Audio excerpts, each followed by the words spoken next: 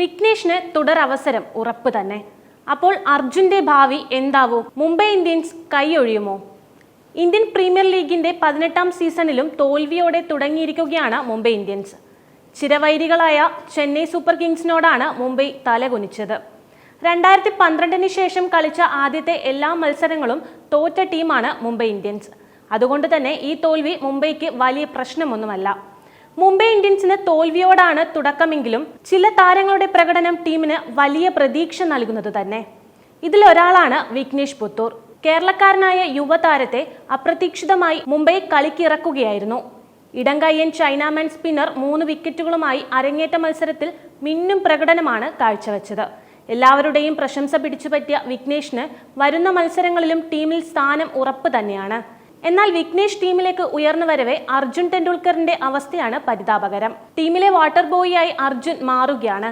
സച്ചിൻ ടെണ്ടുൽക്കറിന്റെ മാനം രക്ഷിക്കാൻ അർജുനെ മുംബൈ ടീമിൽ ഉൾപ്പെടുത്തിയിട്ടുണ്ട്. എന്നാൽ കളിക്കാൻ അവസരം ലഭിക്കുമെന്ന് കരുതാനാവില്ല. വരുന്ന മത്സരങ്ങളിലും അർജുനെ മുംബൈ ബെഞ്ചിലിരുത്താനാണ് സാധ്യത. ഇത് സച്ചിൻ ടെണ്ടുൽക്കറിന്റെ ആരാധകരെ നിരാശപ്പെടുത്തുകയാണ് ചെയ്യുന്നത്. അർജുൻ ടെണ്ടുൽക്കറിന്റെ ഭാവി ഇനി എന്തായിരിക്കും? സച്ചിൻ ടെണ്ടുൽക്കറിന്റെ മകൻ എന്ന നിലയിൽ വലിയ സമ്മർദ്ദം നേരിടുന്ന താരമാണ് അർജുൻ.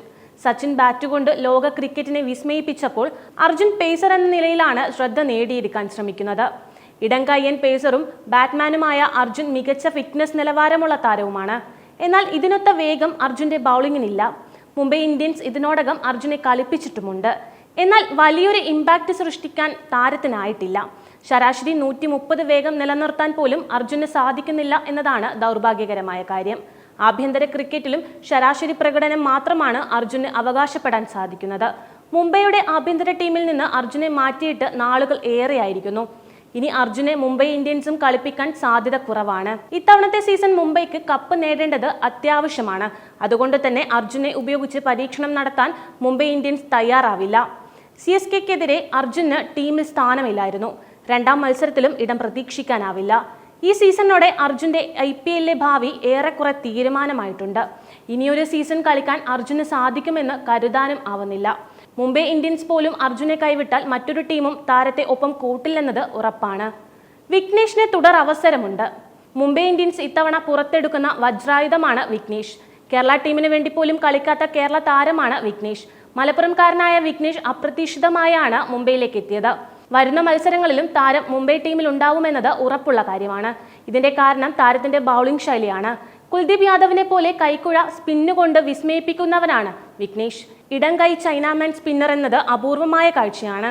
കുൽദീപ് യാദവിനെ പോലെ ബാറ്റ്മാൻമാരെ കുഴപ്പിക്കുന്ന ശൈലിയാണ് വിഘ്നേഷിന്റേത്. അതുകൊണ്ട് തന്നെ വിഘ്നേഷിന് തുടർ അവസരങ്ങൾ നൽകുകയും താരത്തെ ടീമിനൊപ്പം വളർത്താൻ ശ്രമിക്കുകയും ചെയ്യും. അനുഭവ സമ്പത്ത് കുറവുള്ള താരമാണ് വിഘ്നേഷ്. എന്നാൽ ഇതിനെ മറികടന്ന് മിന്നിക്കാൻ താരത്തിനാവുന്നുണ്ട്. ഇതേ ഫോം തുടർന്നാൽ മുംബൈ വരുന്ന സീസണുകളിലും വിഘ്നേഷിന് അവസരം ഉറപ്പു നൽകുന്നതാണ്.